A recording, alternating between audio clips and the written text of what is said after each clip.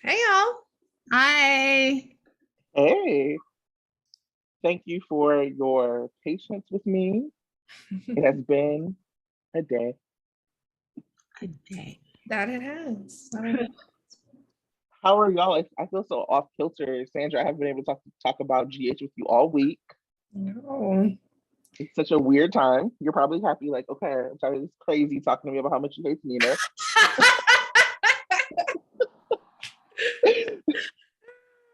There was none of that happening for me, that is for sure. Mostly I'm just really tired. It's been a long week. Yeah. It's been a long week. We are recording late. Woo. Let me just tell you, the SFO car rental situation was like a 2-hour line. Never again. Why? Because they had like 2 people working. So all you listeners out there, don't go renting a car from San Francisco airport. It was, whew. Anyway, it happened. It will stress you out. Other than that, how was y'all week? I've been just out and about traveling for the first time in a long time. It's overrated. Traveling is overrated? Leaving the house is overrated. Oh, okay. I ran an event this week. I turned around a crazy amount of work. And then I have not had a day of nothing yet, but I am taking tomorrow off. So Good. You probably deserve the week off, but I know that you're just taking tomorrow. Same. I hosted an event yesterday. So my week was also crazy, but today I had the day off, so I'm wearing a muumuu and listening to jazz music and chilling the F out. So, but I did catch up on GH today because I missed the last 2 days because of the work was just too much. But I caught up on it today and it made my week. Good. Well, your hair looks fabulous. Yeah, I just got out of the longest shower of my life. So, yes. I'm just in a bonnet. This is how life was. I was like, I can't do anything else. This is where I'm at with it. But it is beautiful behind me. Can you see? Oh, yes. Gorgeous. Ew. So, anyhow, and I've been listening to Beyonce, obviously. Woo! Literally cleansed my soul, specifically yesterday. Whew. I'm probably the only one who hasn't listened to it yet. Don't tell anybody else. I had to wait until I was ready to receive it. I was like, not this, not right now. I'm not. I needed a little myself cleansing before I could let Bay enter the field correctly. I feel that. And she took me the rest of the way. Somebody made a post on my Facebook timeline, and he posted a screenshot of one of his friends who had the gall to criticize the album, and then he posted another screenshot of him deleting that person. He's like, I don't need this kind of negativity in my life. I was like, serious. If you don't like Beyonce, keep your bad opinions to yourself. Don't tell me. I've definitely deleted people. I've definitely done it. Just, you won't break my soul. Right? I'm cozy, okay? Listen. And you'll know that reference when you listen to it. Okay. Because I'm like, okay, that's good. I'm glad you're cozy. Awesome. No, I was one of the midnight. Well, it was 9 p.m. East Coast time, and I just like tweeted along with it, and I was like, "This is great. This is great." Because she said, and I needed it, and I loved all the live reactions. Yes. So, do y'all? I know it's late. Do y'all want to hop into the week? Sure. More than I have in a really long time. I'm not gonna do a disclaimer. We know what it is. Here we go. So the week starts off with Sonny and Dex roughing up the paparazzi for selling Sasha drugs. Apparently, Sonny has lost his good sense for secrecy because he was spotted and recorded by Joss, who threatened to go to the police. Joss. Sonny rushed to tell Carly to collect her daughter, interrupting a little crew moment, while Dex convinces Joss to delete the video. Did we witness the Jex meet cute? I don't know. Josh continues to read people all over town by saying both her mom and Jason were idiots to follow Sonny. And points were made. Speaking of creeps in the hospital, Esme drugged phone dealer bartender and somehow escaped Curtis, who called the police when he found said bartender unconscious. Britt realizes the drugs in the bartender system are the same as the one that Spencer bought her to identify earlier. And as if Britt didn't have enough issues, Dante's horse friend continues to pursue her and can't take no for an answer. Ugh, creepy. Strangely, he and his corny ways are encouraged by Maxie. On to much, much better pairings on a whole different plane that shouldn't even be compared.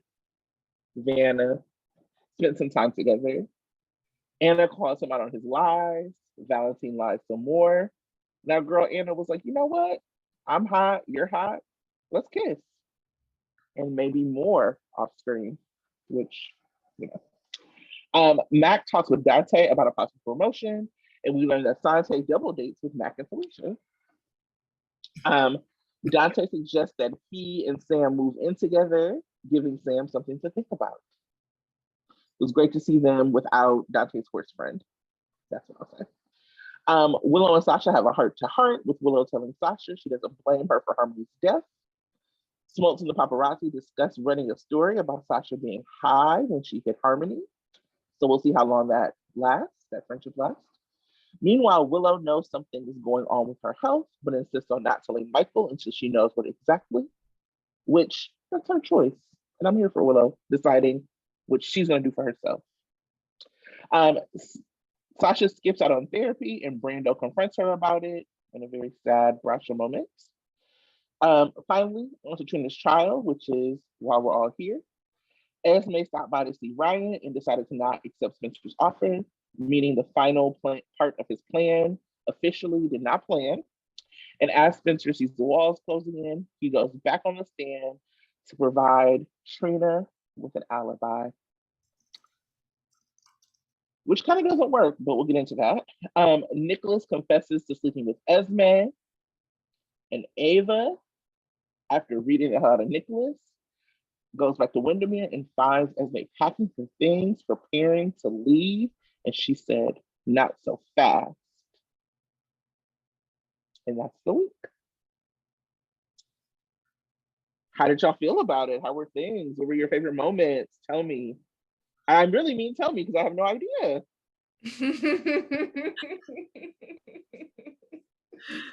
I thought it was a good week. It was good. Probably because my kids were on all week.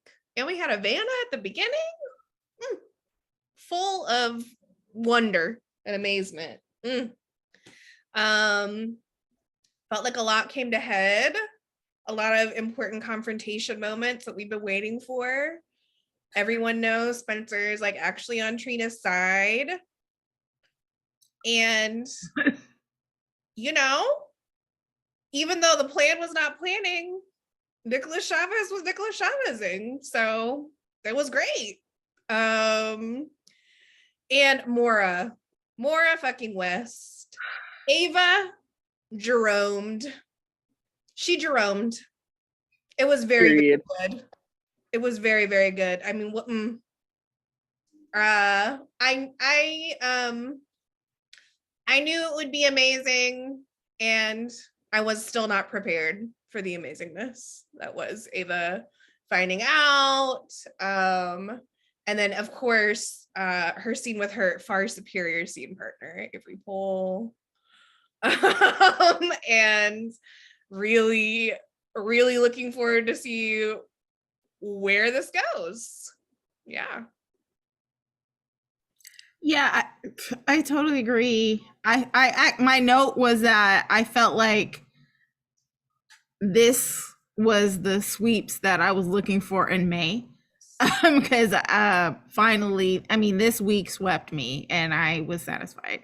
So I was very glad that a lot of information just finally came out, um, especially around Trina's trial. And it's still not over. I kind of feel like I don't know. I really wish that Brittany or Britta, she could put two and two together as quickly as Ava, because she was just like, it's about Trina's trial.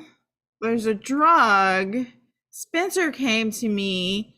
Maybe I should testify. I don't know. It's just she wasn't there. And that conversation ended up being dead. And I was just like, okay. But there's so much that needs to come out, like the drugging and why. But I was still satisfied with what we got. And I was definitely appreciative of that. There was even some cute scenes. I don't know. I guess I'm kind of delving into favorite scene, what worked and what didn't work a little bit. So, Tracy, what were your thoughts? Yeah. I mean, as Sandra said, Nicholas Chavez was Nicholas Chavez-ing. And we'll have more to say about that. I have a lot more to say about that.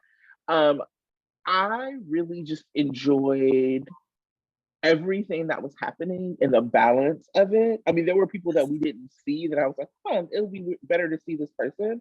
But it just really shows that what people want to see are the young adults and Vanna. Mm-hmm. Give it to us. Stop trying to make other things work that don't work. Give it to us. That's why the week was so good. General Hospital is still trending on Twitter right now at this moment because people are so excited about what happened and are excited about what's going to happen. And so GH needs to just like lean into what is like really, really working, as you said, but like they need to lean into like having the kids on, because no notes, everything. I did really enjoy, because I was like out of town, I watched with people who don't normally watch GH. So one person who doesn't watch at all, and one person who hasn't watched since like the early aughts. And so I'm like trying to catch them up. And it was really funny because my friend sees Sonny, she's like, damn, Sonny's still here? Like that was the first. And then it was like when they saw Maura West and Marcellus going at it, they were like, damn, Melody's talented and that man is really not. And I said, that man is Nicholas Cassadine. And she cussed me out. She was like, that is not fucking Nicholas Cassadine. I love the unprompted slander. I loved it. I was delighted. And so it was like really interesting to see, because they were people who don't normally watch the show were like, what's about to happen? And I would say that there are weeks where people would look at me like, why are you watching this? And this was not one of those weeks.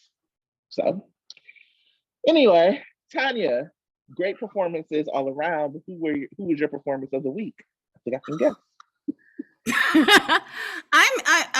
I'm torn between Maura West and Nicholas Chavez.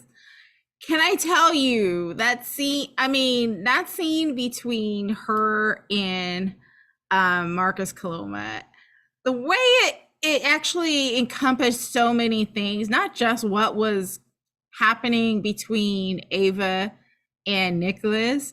It almost was like she was one of us talking to Marcus Coloma. like she's like, I thought I married a man. Now, if she was with Tyler, it's a man.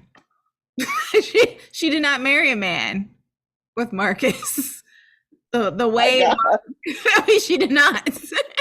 And she's like, I made a huge mistake and I'm going to burn you. And she burned him with that performance. It was like two things happening at the same time. And that's why it was so masterful. It was so, I mean, obviously, she's a gift to us all. we are so lucky to be able to watch her be this powerful, strong, wonderful, flawed, but woman that we can get behind and, you know, feel for and understand and cheer, even if she's problematic as hell. I mean, it just doesn't matter. And I love that. And I love that she can make us love her in spite of Ava being Ava. So that is Maura West, Maura yeah. Westing. Okay. Maura Westing. Same with Nicholas Chavez. Oh my God. That man made me cry because he was crying. I was like, oh my God, on the stand. Because he knew he was finally doing what he said, not the easy thing, but the right thing. And it hurt him. And it was something that was like not something he's used to, but and it was the same kind of powerful tears that happened when he gave up, when he said, I'm giving up being a Spencer giving up my money. I mean, that was hard for him to do, but he felt like he needed to do that.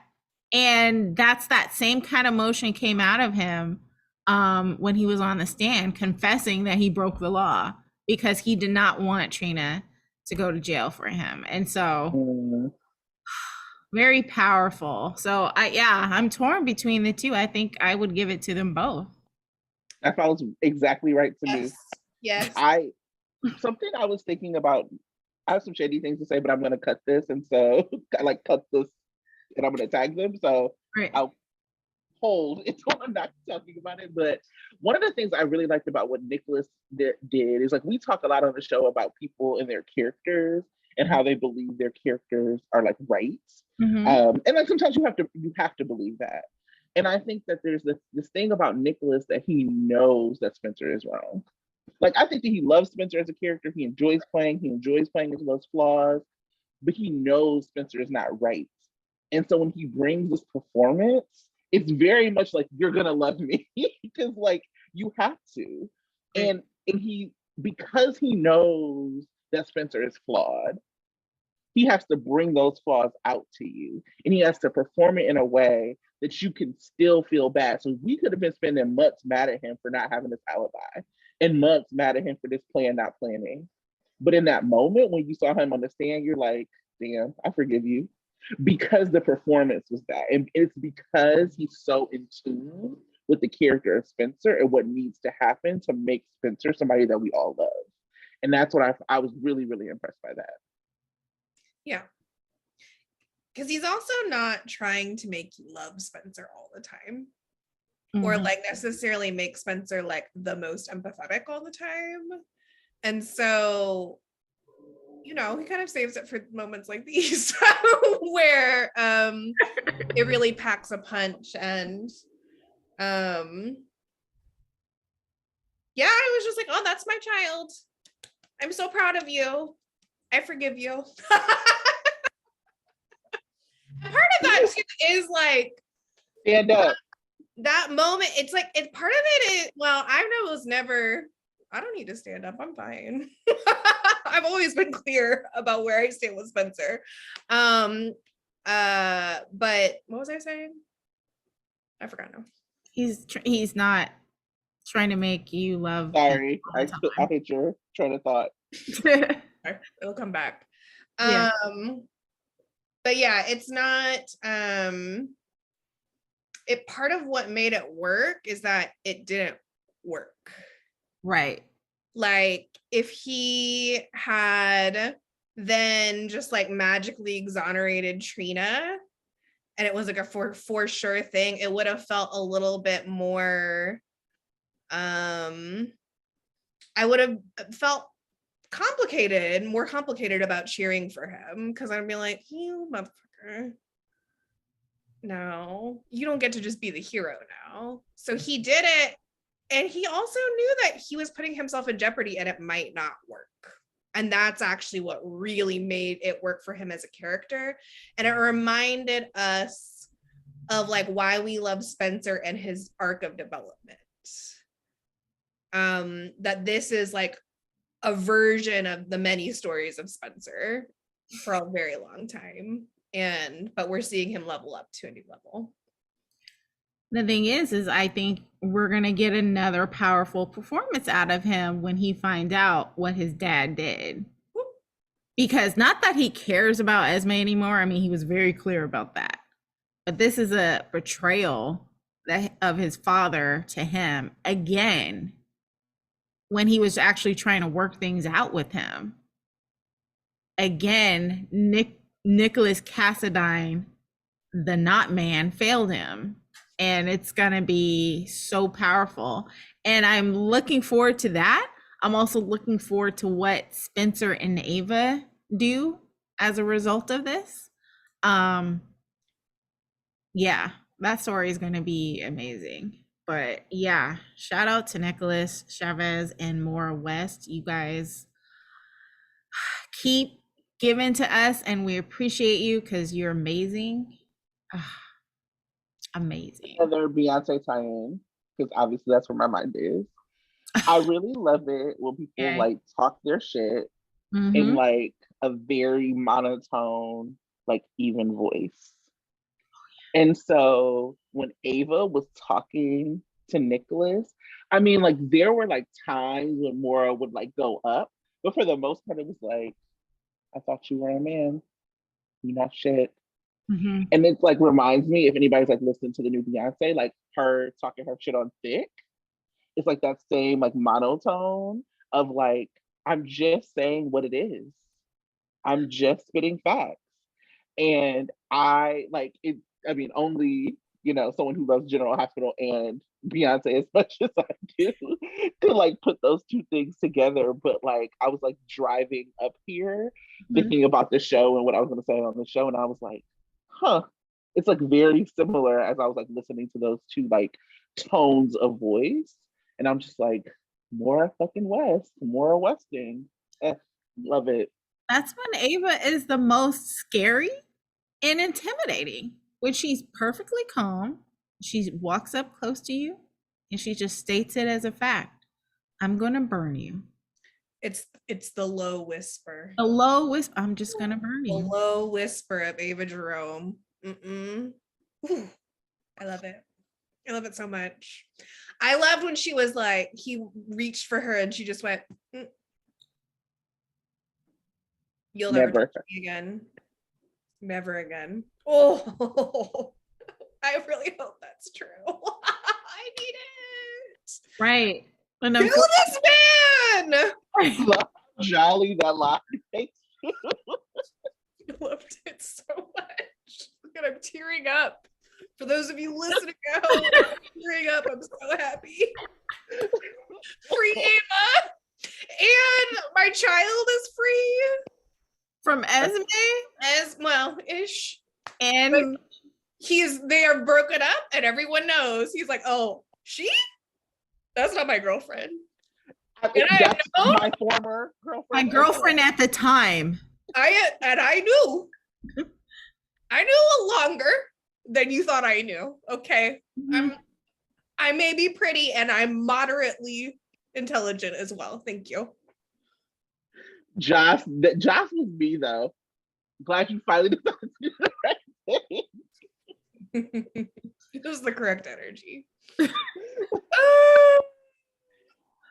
I don't know. I want to talk a little bit about Avery Pohl and Maura West scene, because that was so amazing and so fascinating. I learned a little bit more about how much Esme was stalking Ava. Yeah. I mean, she knew things about her life that Ryan wasn't even a part of. It seemed beyond Ryan, right? So it's almost like it's super personal to Esme, even beyond Ryan. And I thought that was super interesting.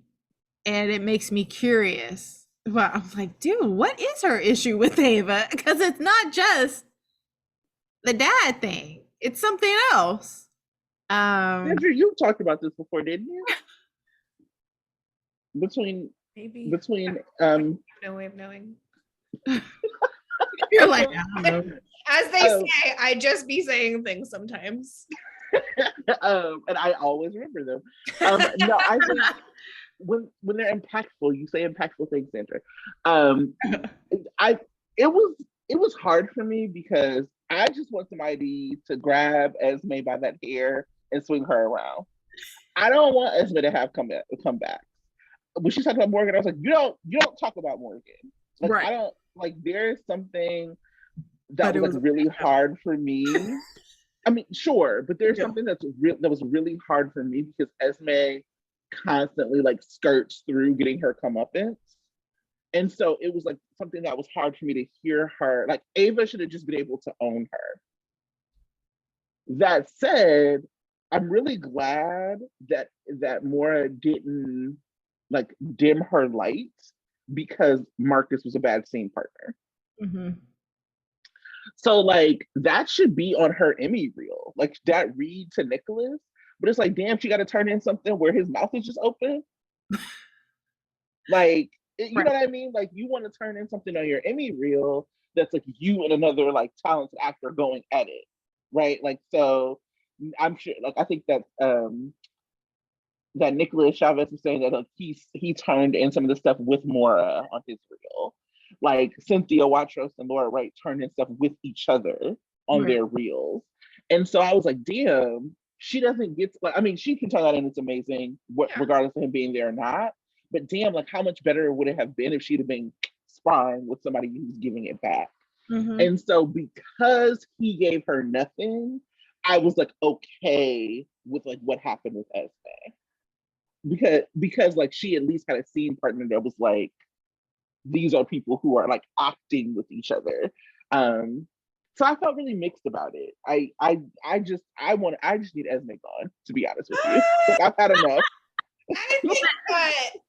I think, yeah. I mean, obviously Marcus was giving her nothing. Although, you know, Nicholas also submitted a scene with Marcus. So it doesn't disqualify you if Marcus Coloma is your scene partner. Didn't seem to hurt him.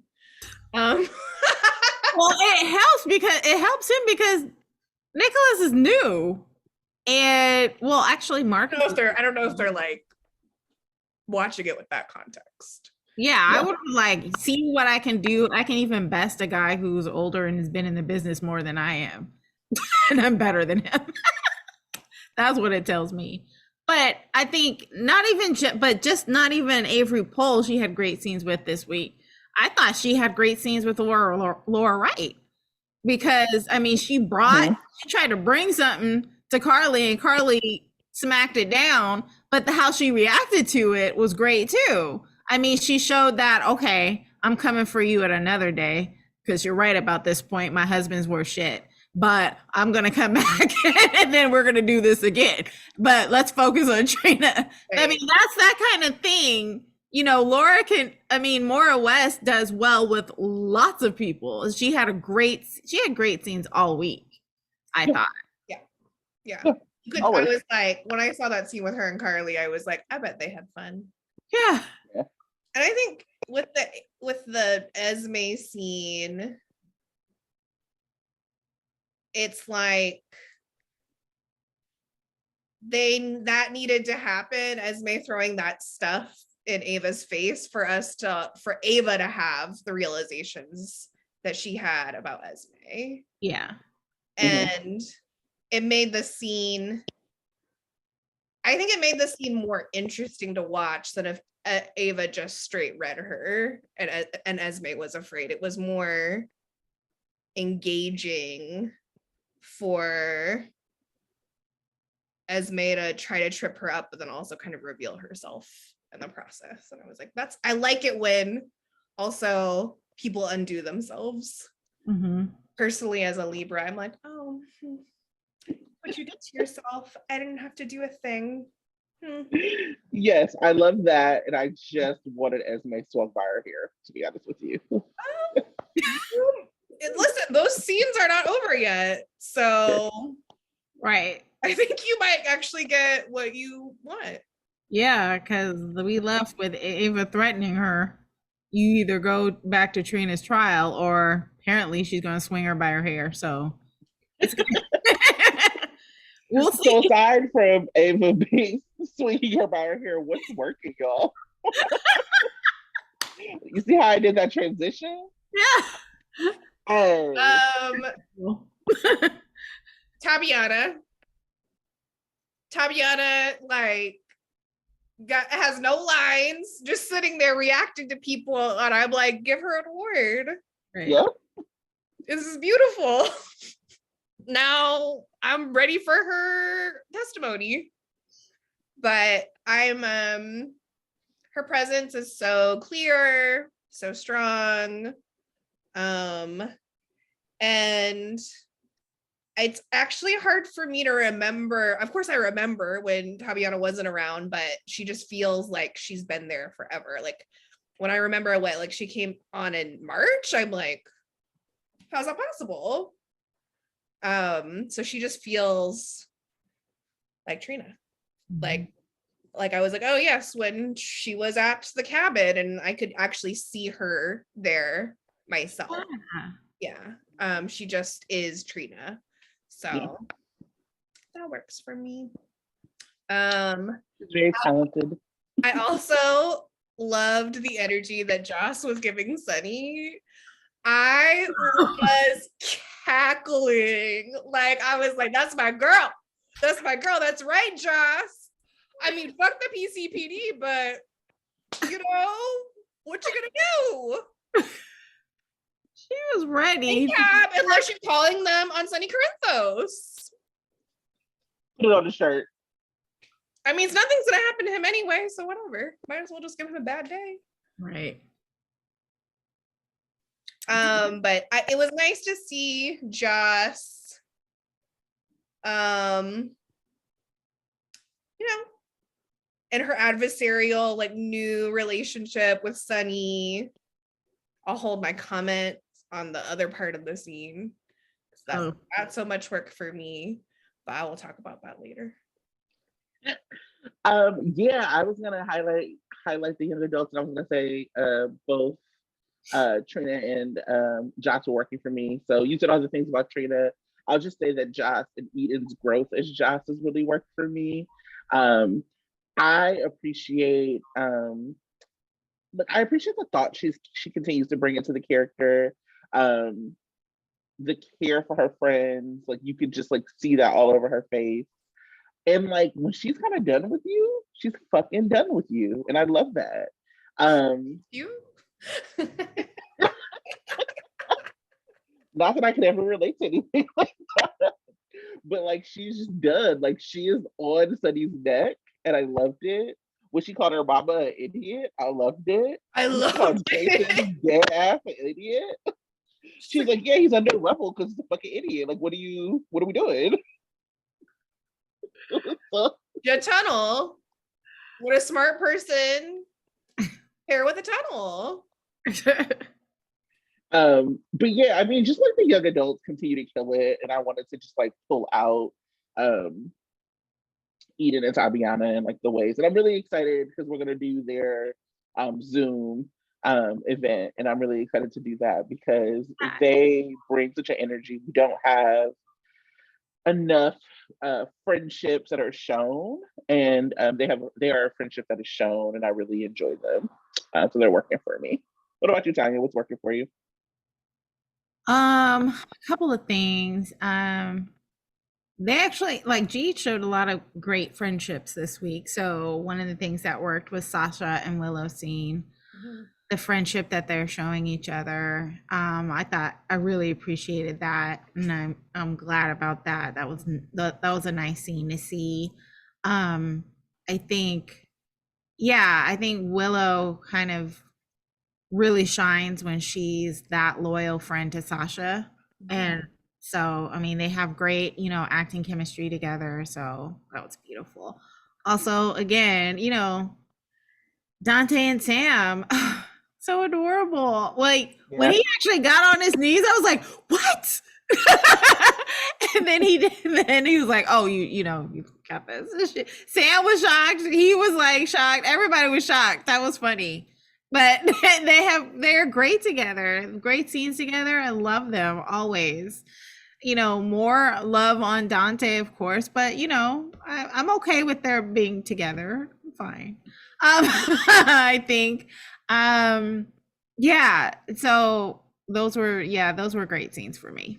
Those what worked. The friendship, the real showing the relationships, and I think we talk about that a lot. Just you know, GH really highlighting the relationships between people is what really works instead of being so plot driven all the time. Mhm. Yeah.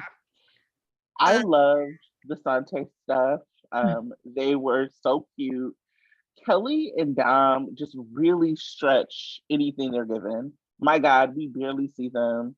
Mhm. There's like an episode count that I was gonna do during the hot takes, but like they're on so little, and we still feel like we know so much about them. I when I thought he was gonna propose, I think maybe I hadn't read the spoilers or something. When I thought he was gonna propose, I was like, wait a second. We haven't seen enough of this relationship. I'm not ready. Me personally, I'm not ready to be proposed to. but I do really love them and love them even more every time I see them. Yeah, they show a progression without being given a progression. Like every time they're together, they're better than the last time, and they're like more intimate, more comfortable, but still like very hot. I was like, Kelly, hey girl, what are you doing later? Not y'all trying to break up Sante.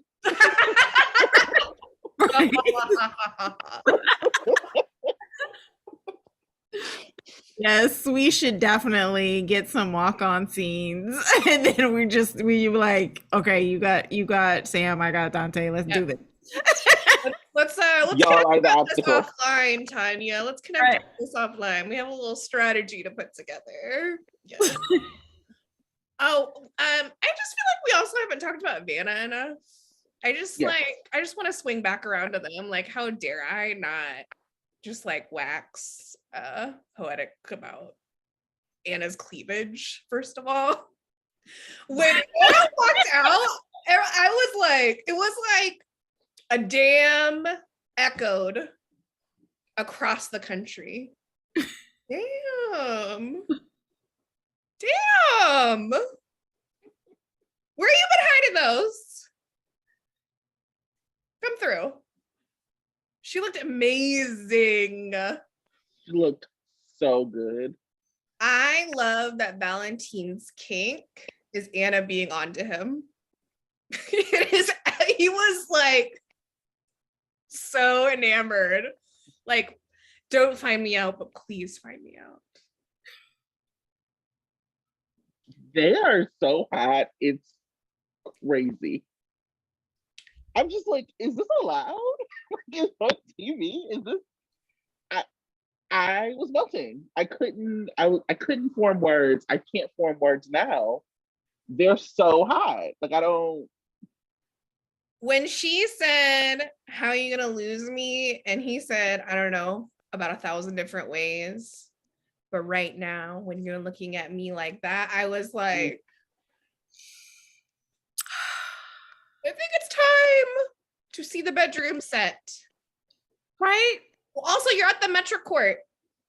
Right? Get a room. I don't want that to have happened off screen, but I want it to happen. So let's get on the screen next week. Would be great timing for me. Text me, Frank. I'm available. I'm available. You're like, I'm taking the day off on Monday. Yeah. So it'd be a great day for me. Yeah. I want to give a shout out. Yeah, of course, plus on everything you said. But shout out to JPS because I follow him on Instagram and he read A Tale of Peter the Rabbit. And it was so great. Yes. He's so wonderful.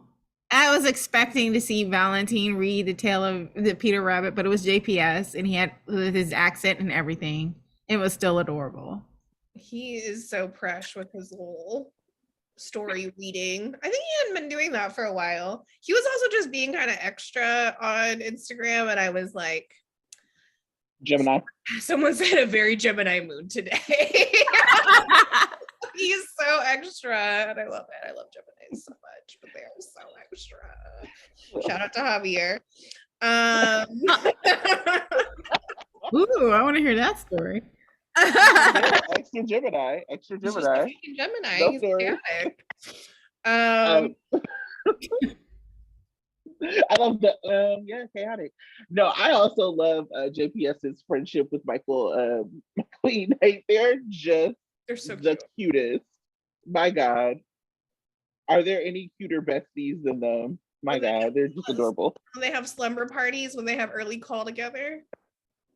It's so cute. Yeah. Yeah. Okay, on this high note, what's not working, y'all? Okay, I'm sorry, but Molly's epiphany that That was on my list too. List. This is just an example of how broken our legal system is. I was like, girl, stop.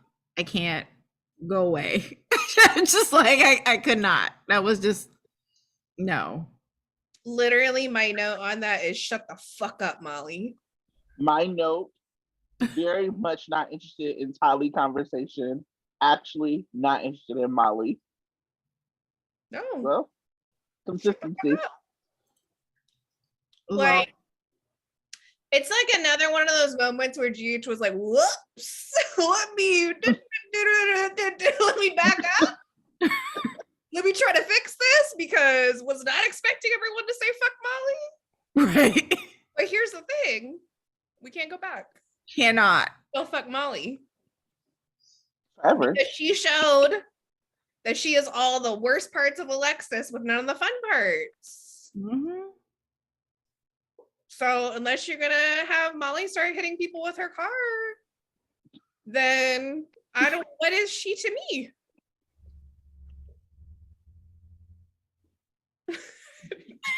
You're gonna be okay.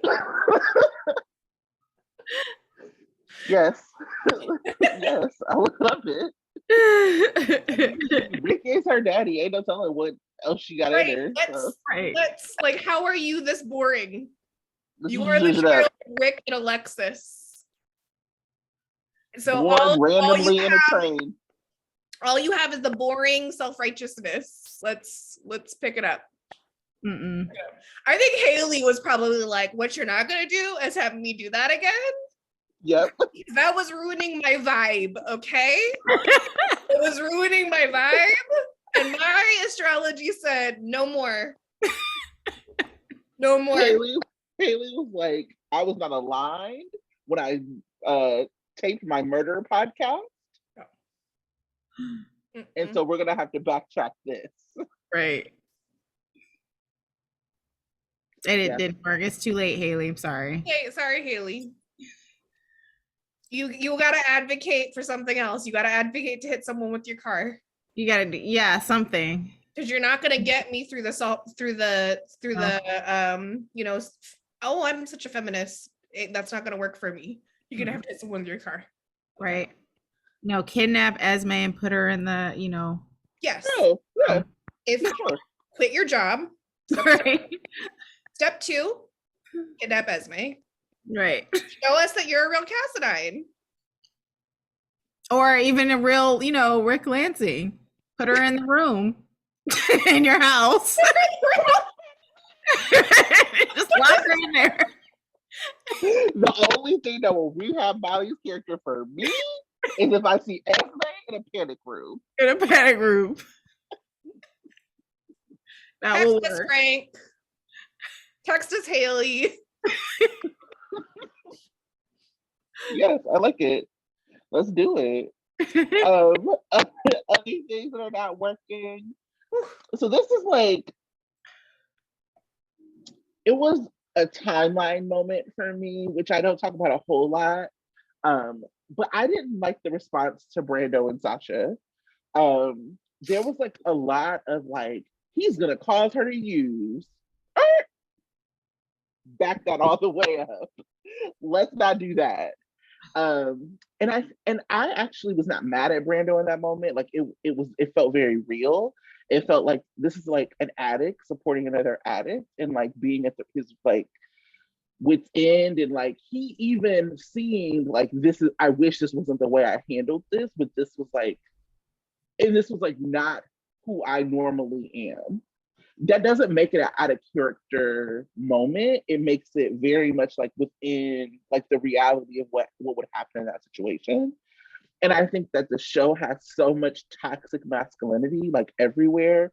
So you got like Cody paying a bartender to tell him when Britt shows up. You got Finn, whatever he's doing to Elizabeth. You got like Sonny and Nina. Like you have so much toxicity that people like lumped what happened with like with Brando being frustrated with Sasha into that, and that's not what happened. Mm-hmm. So I just was not a fan of that conversation. I did not see that conversation. Either. But I don't know, like that. I don't know. I felt like it was real. Mm-hmm. I think it can both be real and I can be like, that was gross. I'm not saying that it wasn't gross. I'm saying that like it was like this, it's gonna cause her to use. I'm like, let's not do that. That's not his responsibility. Part of the problem is that he's trying to take too much responsibility for her. Yes. Right? Yes. Like the only person that can make her use is her, which he should also know. Mm-hmm. And also it's not, as an addict, he really actually shouldn't be caretaking her this way. Yeah. Or really anyone shouldn't.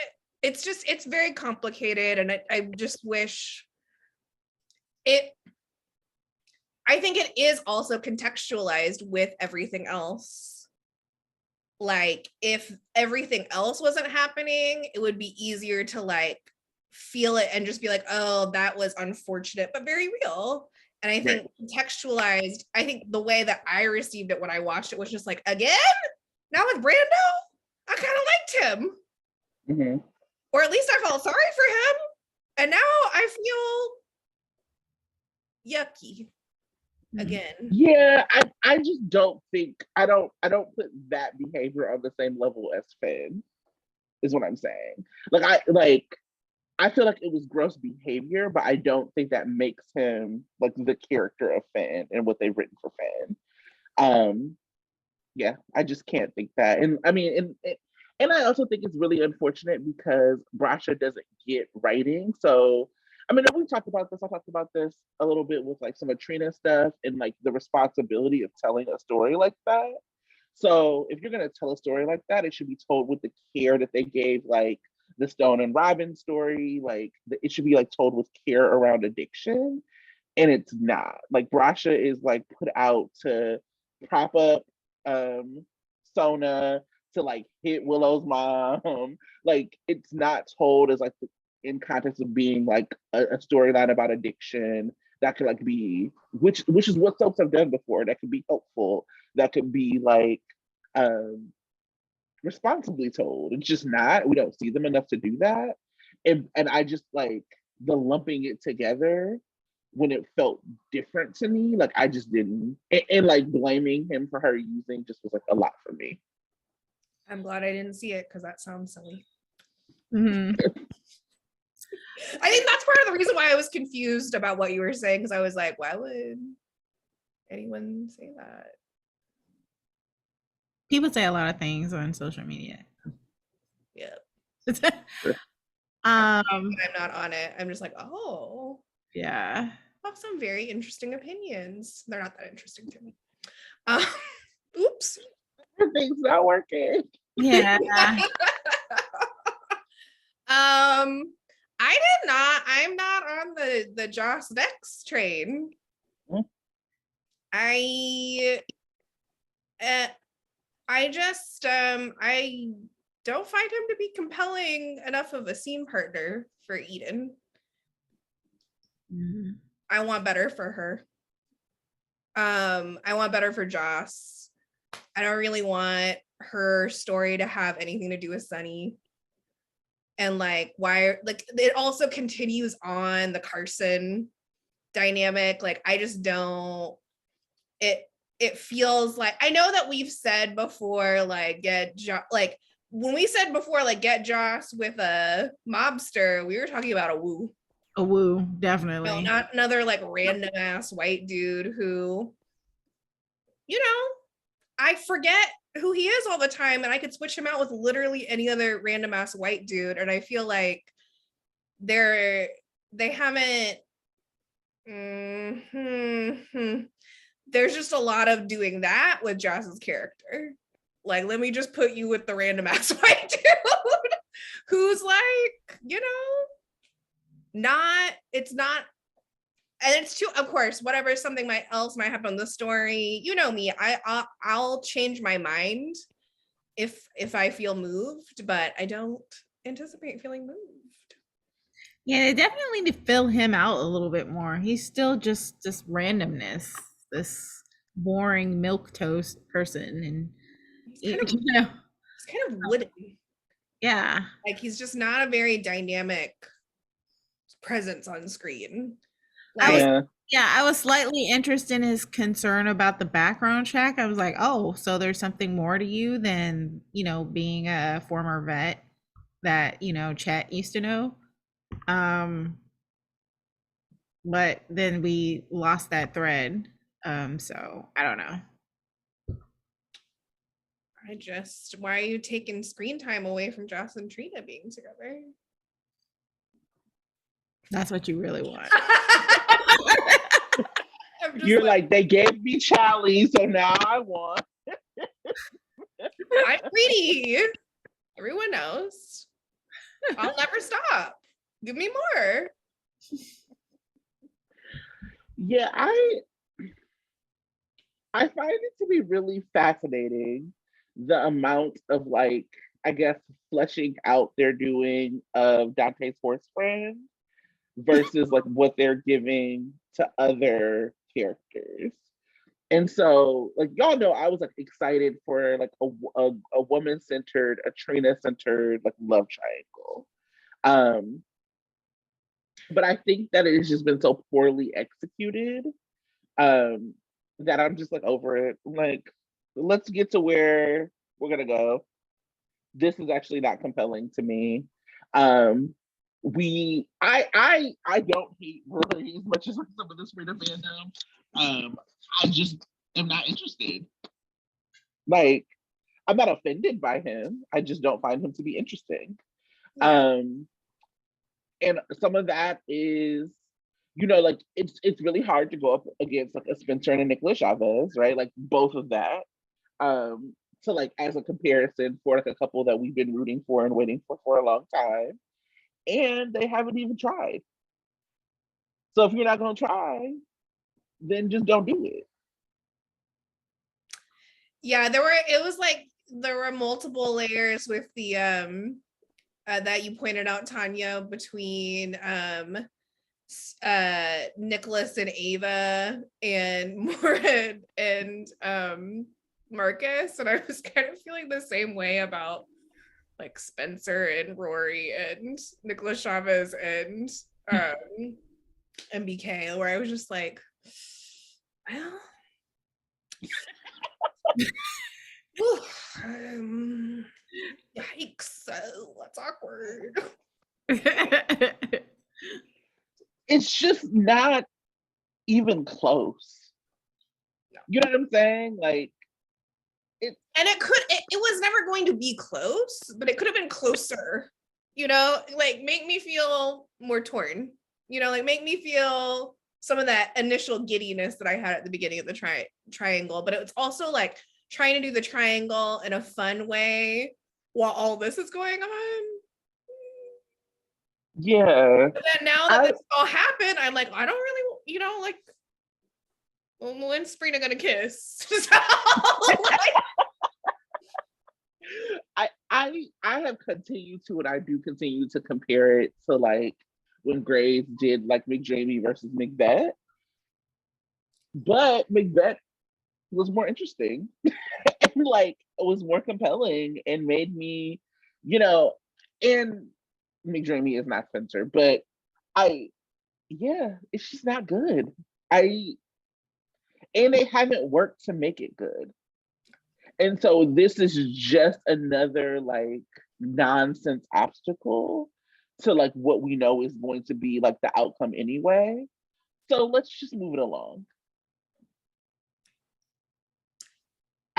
We only again are gonna have Nicholas for a short amount of time. Like, let's make that happen. Let's make that work. Let's give him and Tabiana the like love story that they deserve, and let them play it out. And not just like try to fill time to waste time for them to be together. We should be on their second breakup by now. Yeah. Now I'm gonna need multiple breakups. I'm gonna need all the things, but we still have to get them together first. Now we still have to get them together, and it also just like did it. I agree, and I can understand like you feeling drawn to somebody and you care about them so much, and so therefore you might put their well-being above your own. They haven't given Sprina enough. Like, they should have given this version of Sprina more for us to believe that Trina wouldn't have told on him. For what she knows, she should have been told on him. And so like, I understand for the story's sake, why she didn't. But I don't know. I wanted like a Sage Alcazar, like we got her tied up in Esme tied up in the refrigerator situation, like something where all of the young adults were working against Esme, as opposed to like Spencer trying to do a plan on its own. Like anyway, we talked about this a lot. I didn't like it. I think that we should have had just more of Spencer and Trina in scenes together, because that's what people want. Give the people what they want. I am the people. If only they were interested in such a thing. Other free for all hot takes. What y'all got? I was like, Sonny's, you need to do something about Josh. I was like, sir, you need to not treat your family like trash. How's that? And then him being like, well, you're bad at business. Right? Is this a tactic that works well for you? Do you think this has been working well for you? Is this working out? No. You want to try something else? Yeah, no? Okay. I want you to say this. I need you to be a day player to talk to somebody like that. Talk to him like he's fucking 3? Sure. I would have been on there and been like, you know, Selena Wu wouldn't have gotten caught. Just saying. I really loved him being like, my house. And Drew was like, it's not your house. And he's like, oh, what are y'all moving in together? Carly was like, hold up. Get out my business, okay? Right. I thought Soda was rising. And then it was funny because a lot of people thought that he was right to go off on that teenage boy who was going off on Nina. Oh. I was like, Oh, no. So Nina is dealing with a little boy who doesn't like her, rightfully so, and you're going to threaten him? No. You know, the union in me was like, I hope the hotel is united here organizing at this hotel, because you need to file a grievance, sir. Right. Like, she had no right to tell him to do something else when he was trying to do his job. No, that is worker abuse. And like, even if he did, go ahead, Sandra. But you never waited a table in your life. How would you know? Right. It's different than bartending. Okay. Like, if this is like, that's not how it works. And if you're not trained as a server, you're not a server.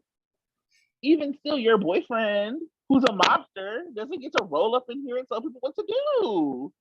I thought it was pathetic. Right. But I also think they're pathetic. So I forgot about them. I was like, Sona, why are we talking about Sona? Were they on this week? Oh, and then I remembered. I was like, oh, I forgot they were too busy bullying a minimum wage employee. Right. It was also like very weird because they tried to do like this whole like, I know you have other things that you're upset about, and then they're like, yeah, my parents. Like, what? Get out of here. Sonny is Shut now up. everyone's father. Right. Because of Michael. Just out here collecting adult men and calling them his sons. Which is kind of like, I guess, it's part of what Michael was saying, that Dex needed to be Sonny's son who he's lost. I was like, yeah, but Brando's doing a better job of that than Dex. So You better watch out. There's competition somehow. Her daddy. When Brando walked in on Max in the stairwell, I bet you know what I was yelling. I know what you were yelling. Kiss. Kiss. Kiss. Sorry, Chikel. Next for me now.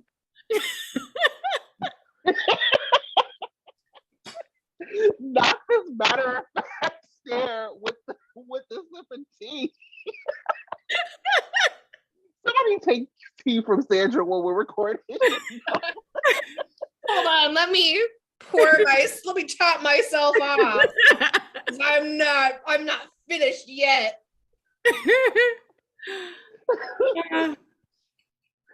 Yeah, Michael in this Sonny vendetta, I'm tired of it. It's stupid. Sandra knows I'm a little bit of a Michael apologist, only because I think people hate Michael. I don't hate Carly's kid. I think people hate him because he's Carly's kid. But you know what? He also sucks. And I was also like a little bit of a Chad apologist until Robert. And I was like, damn, he's better. So I hope that the threat from the West is Robert coming back as Morgan. that's the storyline of my heart. Why not? I mean, could Morgan pull that off? I guess anything's possible. Anything's possible. Morgan is a dummy, but you know what? Jason's an idiot, so there you go. I just feel like the storyline is so contrived, and I hate when people try to manipulate me into storylines. And it's so clear that the like Michael and Josh being against Sonny is like because they are trying to make Sonny like likable again, or like feel like he's in the right again.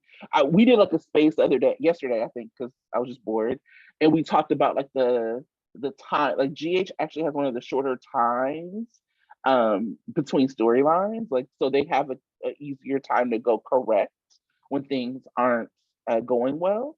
So like they film anywhere from 2 to 6 weeks depending on the set. So they are, I think days is like 6 months. Mm-hmm. So like, you know, they're able to go in and like self-correct a little bit better. And I think that, you know, they know that Nina and Sonny is not popping the way they wanted to. Like Sonny is like the mobster is not popping the way it needs to. Like Sonny needs family, all of that. And so they've done this really contrived bullshit of like turning Michael and Josh so far against Sonny to make Sonny look likable again. It's unnecessary. It's stupid. And if they were gonna do it, then Michael should have like very clearly said, I forgave Sonny for what he did to AJ. Him doing this is like a slap in the face, so fuck him.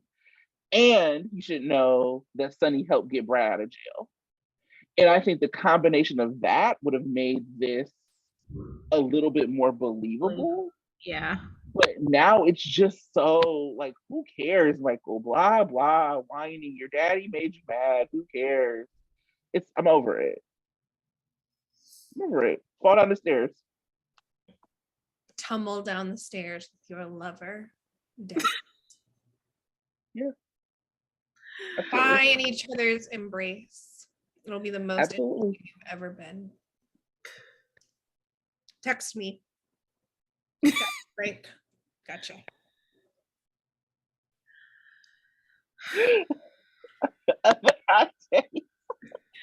That's all I have.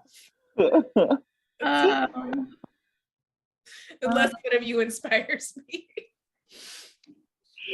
I'm gonna pull up, let me see if I can find it, the breakdown of episodes for July.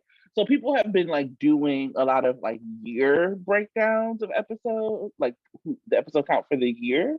But I thought that what was more interesting was the episode count for the month of July. Let's see if I can find it.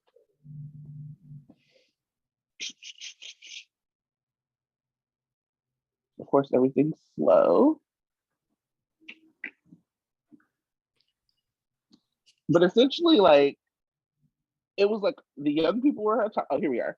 Here we go. I don't have to just like so the top person was Avery as Esme. She had, so this is of 18 episodes. Mm-hmm. So 13 of them were Avery. 12 of them, it was a four-way tie for 12. So it was Tabiana as Trina, Mo as Sonny, Nicholas Chavez as Spencer, and Eden McCoy as Joss. So they've all been in 12 of 18 episodes.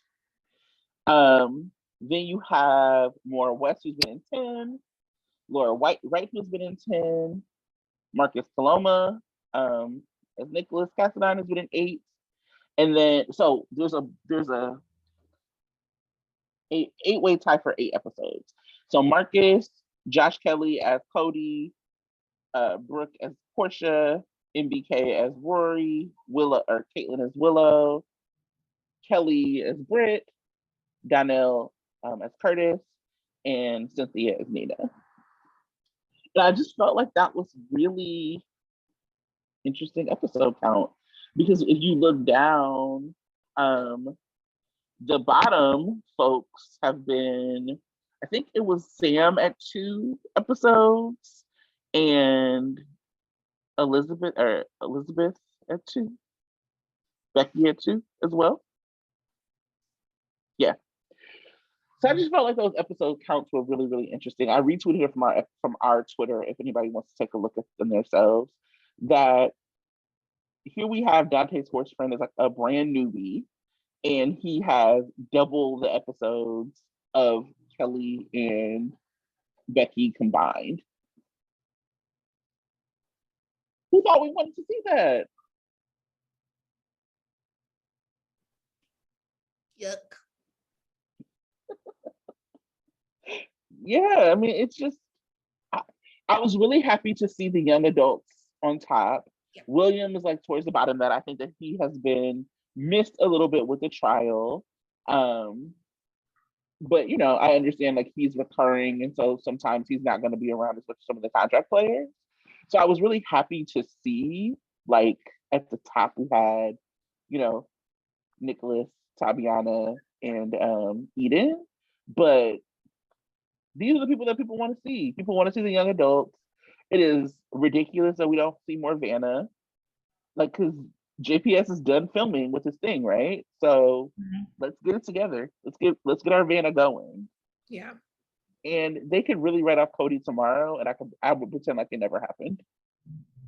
It would be that easy. Disappear him, disappear that horse. Be good.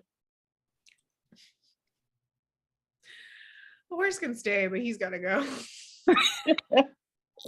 I don't want any vestiges of that character, so get a new horse. Hey, only if they actually have Leo be around the horse. Now, this is a fucking horse. And that loft is really nice. Sorry. Somebody is saying it, not him, but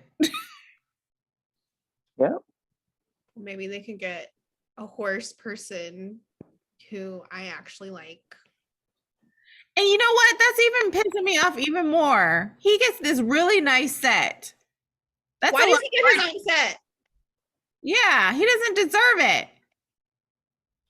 Like, he must have something on Frank. I don't know. There's just no way. Text me, Frank. I'll help you cover it up. We can get rid of them together. We know people. Frank, you really need to talk to us for a lot of reasons, because we can, you know, we can improve your life in the show. That's right. I don't have any more hot takes. We should have a hashtag. Text me, Frank. That can be our official show tagline. Text me. Yeah. Text me Frank. Text me Is Frank. that what you're titling this show? Text me Frank. I think we already have one We've called definitely Text Me done Frank. that before. And it's like, I think that was when we first started saying it, and we've said it every episode since. And been serious, like Frank. Like And- after he watches the show, like Frank. Frank. Text me. And we laugh about it every time. Like we've never said it before. No one else is gonna be amused. It's gonna be us. Here we go. Sandra, I think that you have like some previews that may have some things we might want to talk about. So you want to get the previews? Sure. Yeah, I would love to preview the coming week. Let's start with Elizabeth will be back. Okay. Haven't seen her in a while. Elizabeth and her storyline, Elizabeth's yellow wallpaper. It's Becky's 25th anniversary. Yeah, I really enjoyed her 25 years of her coworkers in soap opera. That was so disrespectful. I was like, is this real? I need to read that, apparently. Oh my God. So basically, they did like a thing for her 25-year anniversary, and they had her talk about all of her coworkers. And I'm like, why didn't you have people talk about her? Her, yeah. Why did you say, hey, Becky, I know you have time on your hands. Would you like to talk about 25 of your coworkers? I just don't understand why they disrespect. I mean, Elizabeth, nobody will ever think I'm an Elizabeth fan. That's not the case. But I respect the hell out of veterans. And this woman has been on this show for 25 years. I have no idea why they're disrespecting her this way. Really, I don't. Well, you're not going to like the spoilers anymore because as Finn checks on Elizabeth about her first day back at work, it's giving Brando vibes. Just kidding. Something unexpected happens. And then Tuesday, Elizabeth remembers something new. In Willow's cancer baby and Mikey's daddy issues, on Monday, Willow asked TJ what is worried. What? This doesn't make any sense. Okay, sorry. I don't know if I just like copy pasted this wrong, if this is a typo. Willow asked what TJ is worried about is wrong with her as she awaits her test results. Sam approaches Michael as he makes a mysterious call to his lover, I'm assuming. Tuesday, Willow talks with Terry and Britt about what's next. Cancer baby. Thursday, Sonny tells Dex he has a job for him. What kind of job? Fix this copier. And Michael's office. I was about to say, is it? Never mind. You take that as you will. What kind of job is it? Anyway, Carly asked, being ridiculous. Carly asked Jocelyn what's bothering her. What's bothering her is another bland ass love interest. I might be editorializing these spoilers just a little bit. Brasha's crash and burn. On Wednesday, Nina crosses with a keyed up Sasha at the Metro Court Gardens. Why do we have to keep embarrassing Sasha this way? And Brando seeks Sonny's guidance. Great. Friday, Maxie, Brooklyn, and Lucy meet about the recent news. Yikes. Yeah, why do I gotta do Sasha like this? It's really bad. In random police business, aka defund the PCPD, on Monday, when Felicia notices Mac being checked out at the pool, she takes matters into her own hands. I hope someone else gets pushed in the pool. And you know what would make Mac go from daddy to zaddy? If he quit his job. Defund. Thursday, Dante talks to Jordan about his future at the PCPD. Hopefully it's over. And an altercation at the Metro Court draws the police. If that's not Esme, go home. That's what I have to say. Then finally in the last of the spoilers that I don't really care about, Defund Men. On Friday, Gregory meets with Alexis, eager to see who came out on top in their wager. Dante finds Chase at the pool. Sam asks Spinelli for his help on a case. I bet it's probably like, I need to find out who is behind the matchmaker thing. And Spinelli will be like, oh no, she's on to me. And then they'll just drop it because they never let Sam solve cases. Cody approaches Britt, who is not happy to see him. And neither are we. Finally, the sex tape. Trina's trial, the only story I care about, truly. On Monday, Trina is called to the stand as Ava and Esme showdown escalates, and Nicholas approaches Spencer. On Tuesday, Curtis takes action to get new information. With Trina's freedom on the line at her trial, Diane makes her best move as friends and family look on.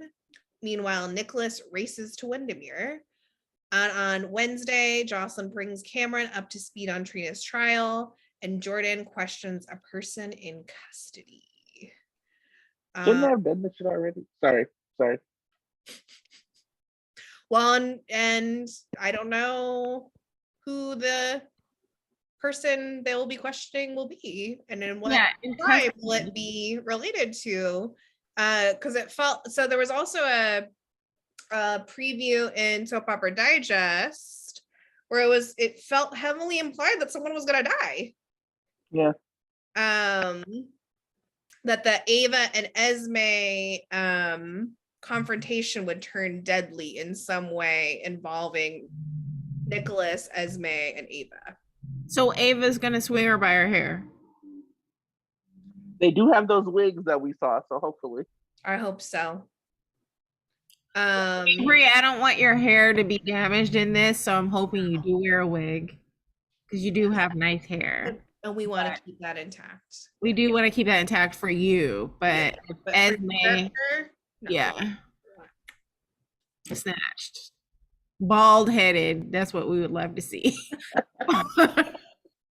Just swing you all the way around until it comes right off. Your character, not you. You're great. Awesome. But I'm ready for your character to go away. I'm feeling that it will be like she falls off the parapet and we don't find her body. That's what she comes back pregnant with the ick baby. Yep. Because we have not, the ick baby has not come to head yet.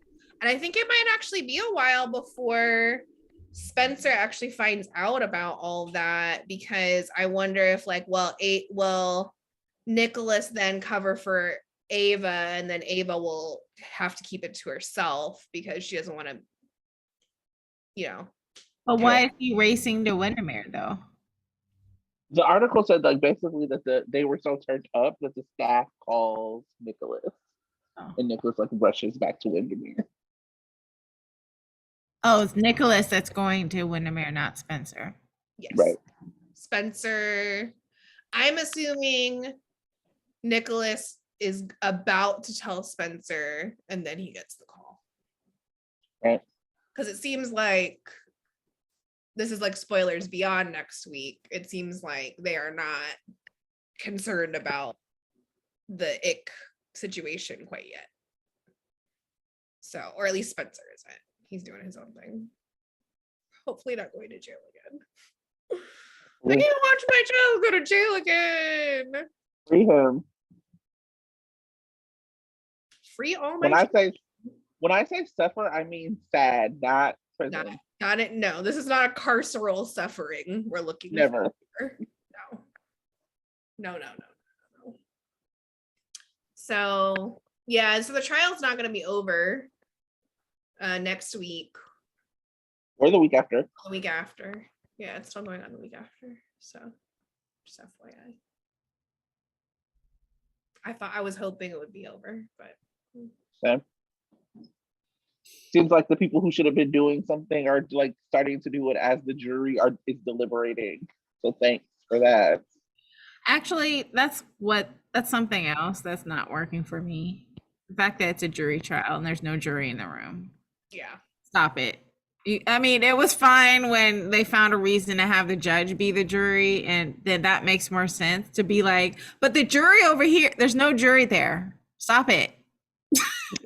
I don't know. I don't think we're ever gonna get juries back. Yeah, probably not. Both it's gonna be too expensive. And that's fine. Don't have a jury. Make up something and be like, oh, well, because this is a such and such trial, the judge has to be the only jury or something, or the defendant waives their right to a jury trial and will want to deal with the judge. That's realistic.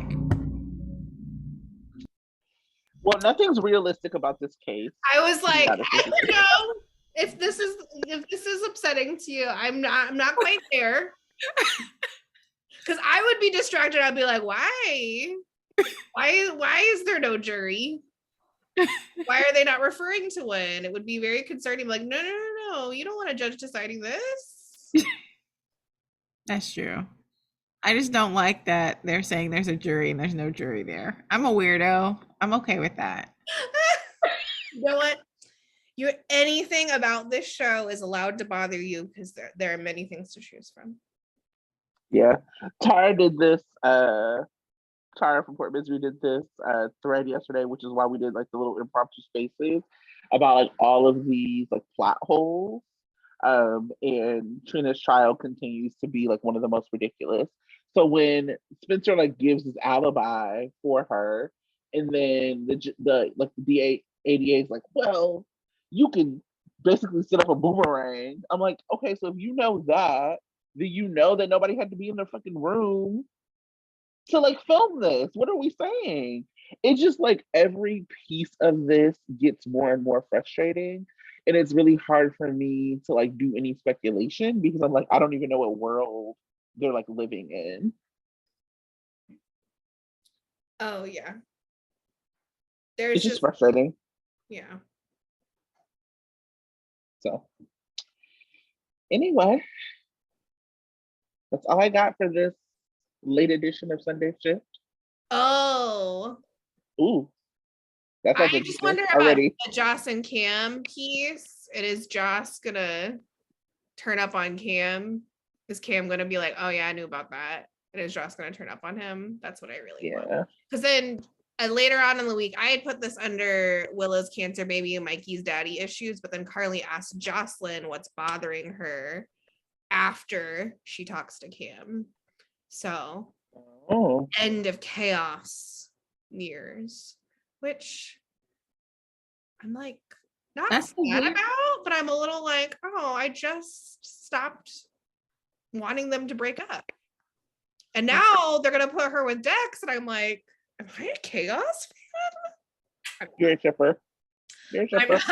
I'm not a chaos fan. I just don't want them with other people. I just, it is a monkey paw situation with Jex for me. I'm like, oh,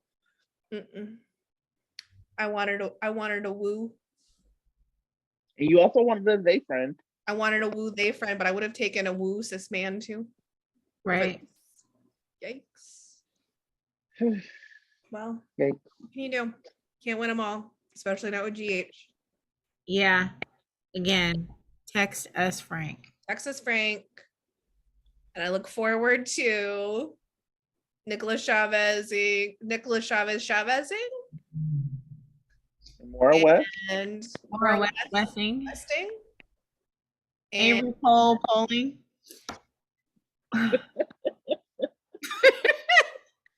We can do this all day. Taviana Ali. Sparkling. Oh. Look, I changed it up. You changed it. Hobbying. And on that note, look at that, our faves. We'll see y'all next week. See you next week. Bye.